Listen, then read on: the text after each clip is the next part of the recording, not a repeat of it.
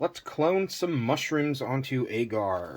I have 4 different kinds of mushrooms right here that I just found today. This is a beautiful little example of Hericium either americanus or Hericium coloroides, which is either bear's head tooth fungus or coral tooth fungus. It's a little too young to make a definitive identification as to whether or not this is the coral tooth or whether this is the bear's head tooth. But this is definitely a Hericium species, and I want to keep the genetics for this. I actually found a lion's mane mushroom about a month and a half ago, and I really wanted to put it on Agar, but I never had the opportunity. I got too busy. Life throws curveballs at you all the time, so I never had a chance to put the lion's mane on Agar, but I can at least put this guy on Agar. And right here, these 3 different types of mushrooms, there's a reason why I want to put these on Agar. This is just a regular old honey mushroom, Armillaria malea, and beside it's the same thing. This actually came right from like the same little cluster of mushrooms that these were growing off of. I want to put these on Agar. 1, to add to my culture collection, because you know how I like to watch things grow on Agar. I want to see what honey mushrooms look like growing on Agar. This is an aborted Entoloma. I honestly don't know if you can actually even grow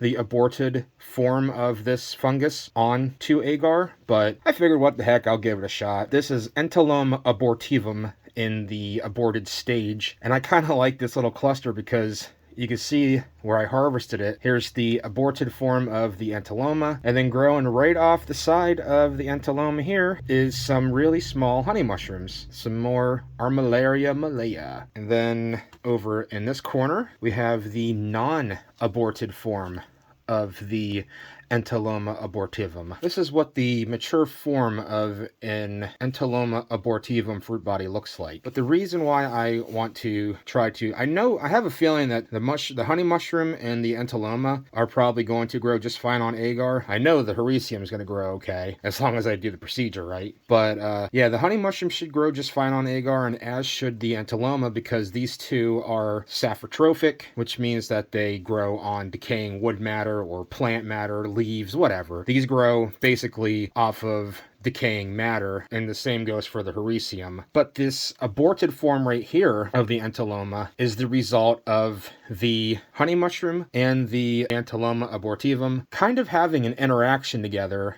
and that's what produces these very odd shaped structures that kind of pop up out of the ground and out of the bases of trees. It used to be the thought that the Entoloma is parasitizing the honey mushroom, and that's what's putting off these deformed fruit bodies, I guess you could say. But there's been a lot of speculation lately as to thinking maybe that the reverse is true. Maybe instead of the Entoloma parasitizing the honey mushrooms, maybe the honey mushrooms are parasitizing the Entoloma. It's not really clear as to which is the case, so we're just gonna have to do more studies on that to have a definitive answer. But this video is all about cloning mushrooms onto Agar, just for the sake of cloning mushrooms onto Agar, because that's what I like to do. You can use this procedure for basically any fleshy fungus that you can get a clean sample from and put it onto sterile Agar. So it doesn't just have to be Armillaria or Hericium or Entoloma or Agaricus bisporus like I have in my previous how to clone a mushroom video, which is a couple years old at this point, I think. Figured maybe I'll do a little bit of an update. I have everything all set up and ready to go. I just kind of want to show you my setup here. I have here all of my tools in a tall form beaker. This is about halfway filled up with 70% isopropyl alcohol, and that's just to keep the handles of my tools sterile, or at least sanitized, until I start the procedure. And now that I touched that, let me spray the handle of this guy, because I was just touching those mushrooms and I don't want to carry any contaminations over. I have my sterilized scalpel blades. Some of them are like the really small scalpel blades that I like, and some of them look like an X-Acto knife blade, but as long as it's a sterile scalpel blade, that's all we really have to worry about. Here's my stainless steel medical tray that has been sprayed with alcohol. Both of these trays have been sprayed with alcohol, as has the top of the workbench that I'm going to be working on. I have my gloves on, as you can see. I sprayed my entire arm up to my shoulders, well, both of my arms up to my shoulders with alcohol. I sprayed my gloves with alcohol, and over here off to the side, I have my Bunsen burner that's hooked up to a mini propane canister. That's not turned on yet, but once I begin the procedure, I'll be using that for flame sterilization. Oh, and this is my overhead camera mount that I'll be like shooting from like about that view right there. So that's about the view that you'll get. So yeah, let's just kind of get into it. I kind of want to do 4 petri dishes for each thing on the styrofoam here. So 4 for the Hericium, 4 for the Armillaria malea, 4 for the Entoloma abortivum, and 4 for the aborted form of the Entoloma abortivum. So let me go get my petri dishes. They're going to be the 60mm petri dishes that are filled with sweet potato flour and a little bit of light malt extract powder. So yeah, let me set up my camera and then just kind of get to it. I guess first, now that all the alcohol has evaporated from the surfaces in the shed here, I'm going to turn on my Bunsen burner. That way I am good to go for sterilizing my scalpel blades. Now that's off to the side, so I don't have to worry about burning my camera. So if you see me like reaching over like to do that, that's what I'm doing. I'm sterilizing my scalpel blade. Okay, I think I'm ready to go. Now I am going to be sanitizing my hands very, very frequently throughout this. So like I'm just going to let you know that pretty much between every inoculation, especially if I touch something that isn't either a petri dish or a sterilized instrument, I will be spraying down my hands with more 70% alcohol. I think I'm good. I'm gonna get a tray. Let me spray this down with more alcohol. And that way I can label what it is that I have. Alrighty, so as per usual, whenever it comes to cloning a mushroom, what you want to do is make sure that you get a sample from the middle of the mushroom, and in order to prevent yourself from pushing contaminants down into the flesh itself, you want to tear open the fruit body so that you can go in and cut out a nice little piece of the center of the flesh, and hopefully that will be a nice sterile sample onto which we can put, well, onto our agar. All right, I'm flame sterilizing again, just so that I make sure that I have a nice clean scalpel blade for my next inoculation. Let that cool down for a second. Nudge that up a little bit. I think whenever I do my next one, I'm going to tear this now, like this, and then this piece right here looks like a good candidate to take from. So let me just do that.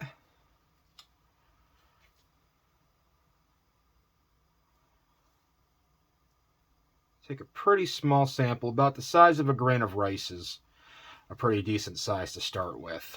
That's good right there. All right, flame sterilize till the blade is glowing red hot.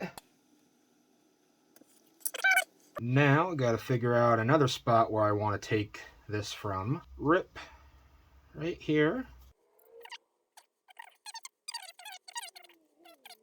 Alrighty, and the last one for the Hericium. Look at that little guy crawling around on there. Trying to eat my mushroom. Rude. He's not hurting anything. So we'll take this piece. Right in the middle seems to be a pretty solid chunk. Yeah. You see right here, next to where I ripped it, these little guys were living in all the little tooth protrusions in the mushroom itself. And that's why you want to try and tear the mushroom and get a clean sample from the inside. But even then, sometimes it's inevitable that you're going to get a contamination carried over with it. So don't feel bad if you get the contamination, even with all of the procedures that you put in place to try to keep everything as clean as possible. It's gonna happen. It sucks, but it's sometimes it's just going to happen. So that's sterilized.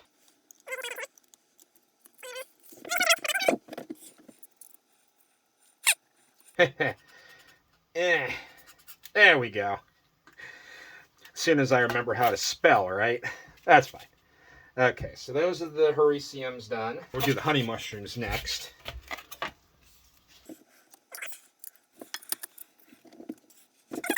Alrighty. Flame sterilized. That's cooling down. Let me spray my hands. Now we're just going to kind of repeat the procedure. I'll do 2 transfers with this guy and 2 transfers with that guy. So once again, break the mushroom.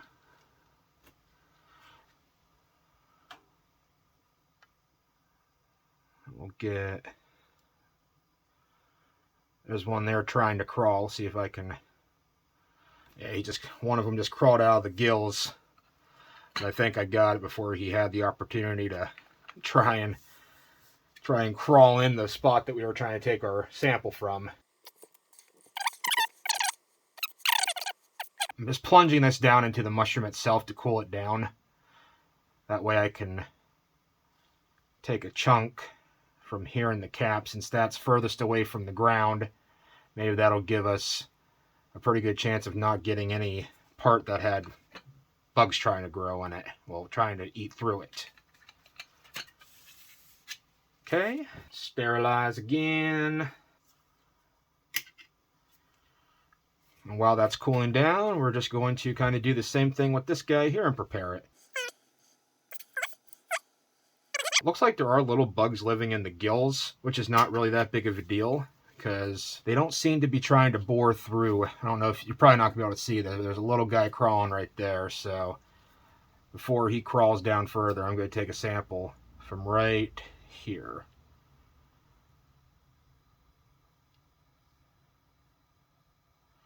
Dude, that bug there has got to be so confused right about now, man. Ah, I just dropped that.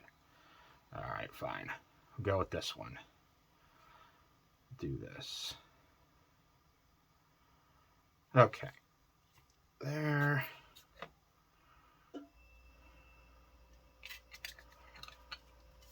And then one more after I sterilize the scalpel blade again. You can see on this guy here, there's all these little tiny bugs that tend to live in the gills of these mushrooms. But at least they're not trying to colonize the flesh. So I think maybe if I'm going to do the same thing for this one right here. There. Let me plunge this into the base here. And I'm going to take a chunk from this area. Because that looks nice and clean. Okay. Place that on there. Alright, honey mushroom is done. I'm actually going to change my blade now. Ooh, that's hot. This part's really hot. At least the blade's not. I'm actually going to wipe some of the dirt that I got from those honey mushrooms off while I'm sanitizing my hands, just to be on the safe side. I guess the alcohol wasn't completely dry, but whatever. I still scribed into the styrofoam what this was, and as long as I can identify it, it's all that really matters. Now...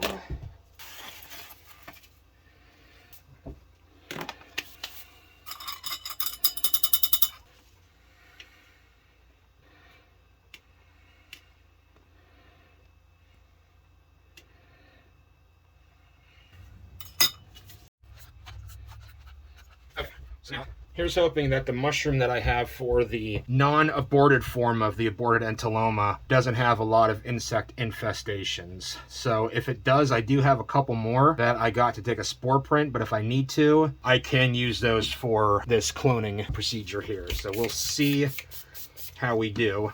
First things first, let me get this scalpel blade here. I don't want it to feel lonely. Let's see how this one looks and do what we've been doing. Oh, it actually looks pretty good in there. Okay. Oh, yeah. No, this is fine. Oh, that's good.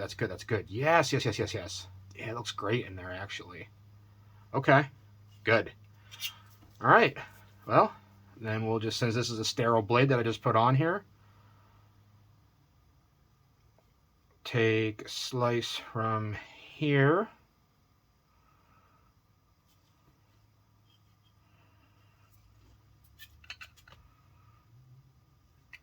One. Sterilize. Yeah, I've never actually read about anybody like cloning these aborted Entoloma onto Agar before, but I'm assuming it should work because, like I said, they just grow off of decaying wood or decaying leaf litter, so they should grow fairly easily on Agar. I've never done this before, so this might not work at all. I'll let you know either way whether this works or it does not work. Like, I don't see why it wouldn't, to be honest with you. It should be cooled enough now. Take a chunk from right down here, like that, and like that. And place it on the agar. Let that blade cool down. I'm going to spray my hands with some alcohol just for the heck of it. Let me get this other side of the mushroom here. Take a piece from right in the middle of the stalk.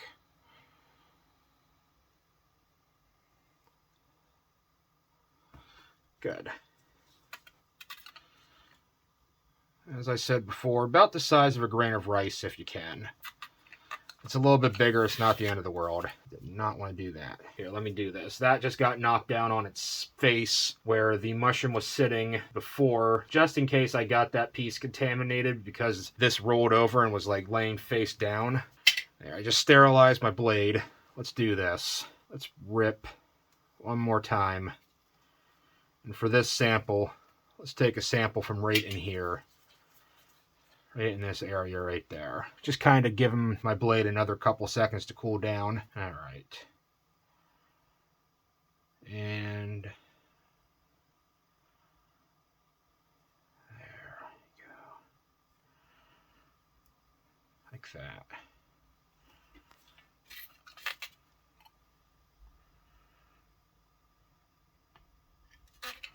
Good. Entoloma is done.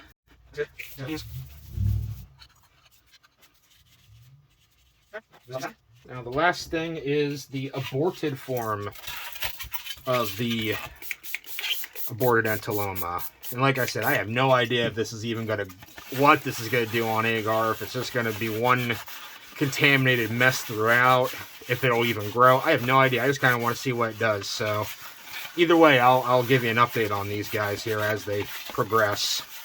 I want to give them at least a week in the incubator to see what they're doing, but I'll let you know either way.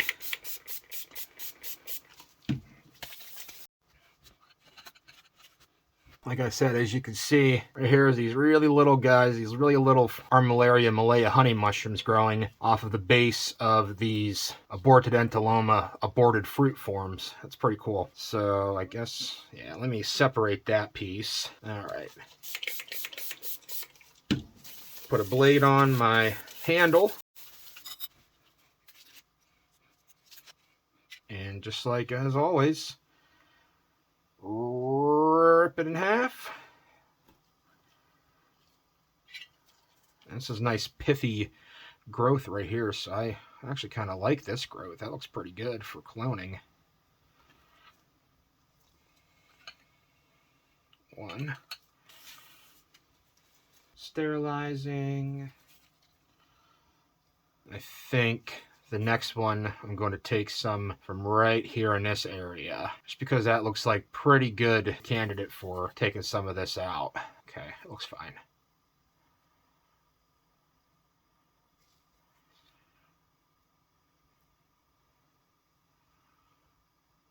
Cut that out. Fine. There we go. Good. Wow, the inside of this actually looks really weird. It's like a bunch of little nodules inside instead of like a consistent mycelial mass. It's very strange in there. It's cool though. Huh, okay. Okay, it's all like crumbly and stuff. That's weird, man. That is really weird.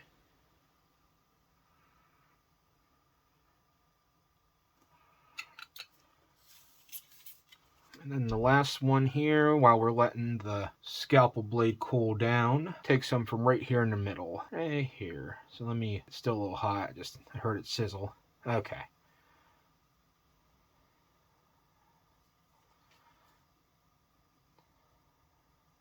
There we go.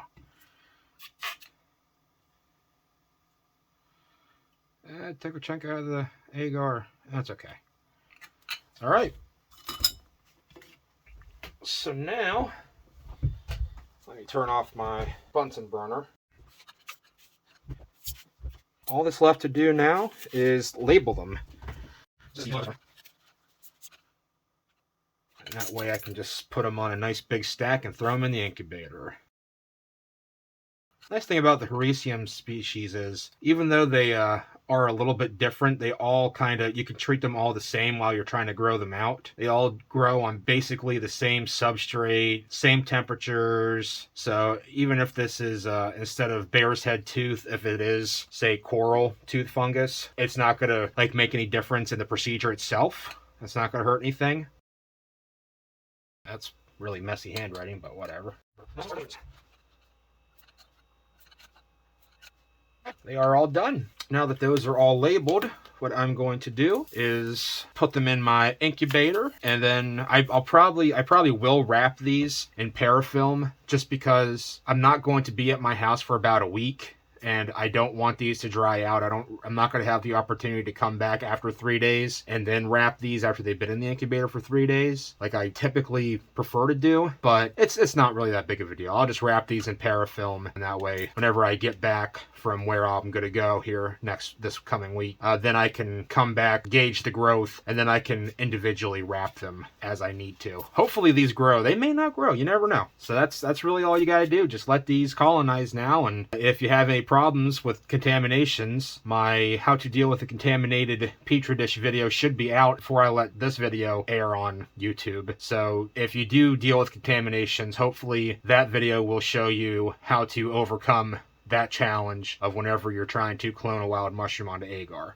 Okay, 1 week later, let's just give you a quick update of how these are growing, and then we'll just kind of conclude this video, just because I think by this point you will have gotten the idea. We have one example from each of the 4 different kinds of mushrooms that we cloned. So we had 16 different petri dishes containing 4 types of mushroom cultures, and I don't know how it happened. I don't know if you guys watching this with me, or like maybe you're my good luck charm or something, but every single petri dish was 100% a success. There were no contaminations, nothing for any of the petri dishes, and I couldn't believe that. But let's just wrap this up. This one right here, the Hericium. Let me turn the flash off so you can see. It's kind of chilly out here in the shed. The condensation that's kind of fogging the tops of these petri dishes right now, because these are just taken out of the incubator not too long ago, so now they're kind of fogging up on the top. You can still see through pretty, at least get an idea. There you go. That one's almost fully colonized, and actually all the Hericiums, they did fantastic. Almost every single one of them. This is the least colonized petri dish out of the 4. So this one's like, I don't know, like 75% colonized. All the other ones are ready just to go into my refrigerator over here to keep as my culture sample collection, because they're done. The only reason why I haven't taken the other ones off of this stack here is you can see these are just, since I wrapped them before I let them sit for 3 days unwrapped in the incubator, you can see how they just get absolutely covered in this layer of condensation, which is, it's fine. It's not really too big of a deal, but it just makes gauging the growth a little harder if that's one of the things that you're concerned about. But anyway, yeah, we have the Hericium, which is fantastic. I'm really happy that all 4 of those colonize really, really well. Here's the honey mushroom. I'll show you the underside. Once again, you can't really see all that great through here because it's a sweet potato flower, and the sweet potato flower doesn't dissolve completely into the solution like light malt extract does, so it doesn't make a completely clear solution. But you can still see that this brown part right here, that is fairly typical of what you would expect to see from honey mushroom growth. Honey mushroom growth is usually makes whatever substrate that it's growing on turn brown because of the enzymes that it produces in order to break down the nutrients that it is consuming. I also think the mycelium for honey mushrooms are also very, very fine, so they probably don't form like super ropey mycelial growth until maybe it's like very mature. So while it's first colonizing like this, it's probably just going to be very fine, like almost like peach fuzz mycelium, I guess is a good way to put it. But no, this one's growing great. The 3 other honey mushroom cultures are doing just fine too. See the Entoloma. This is the aborted version.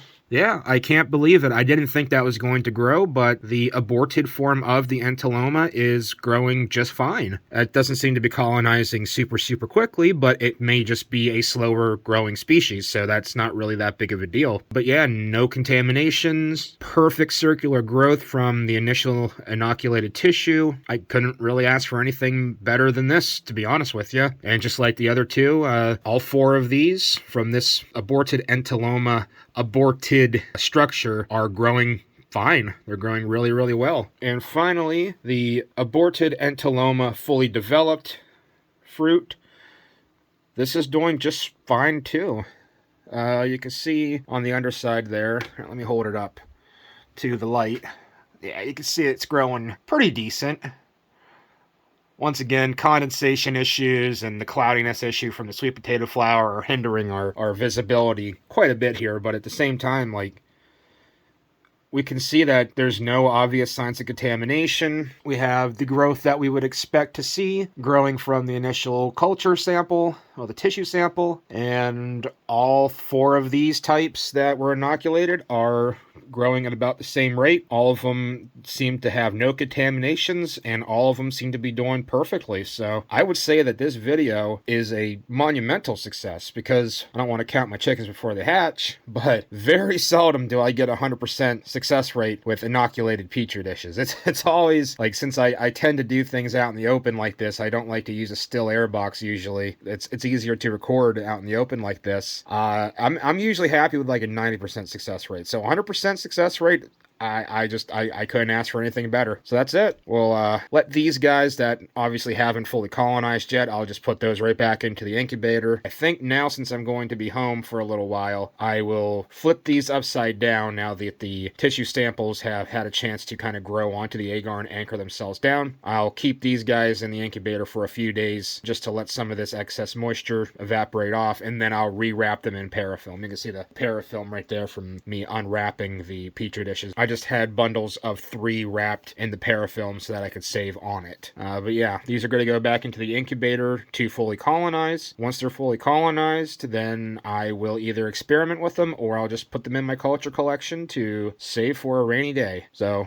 awesome. Like I said, I think you guys are my good luck charms. So keep the comments coming and keep the likes coming, because you guys are helping me. Thank you very much for watching, and I'll see you next time. Bye-bye.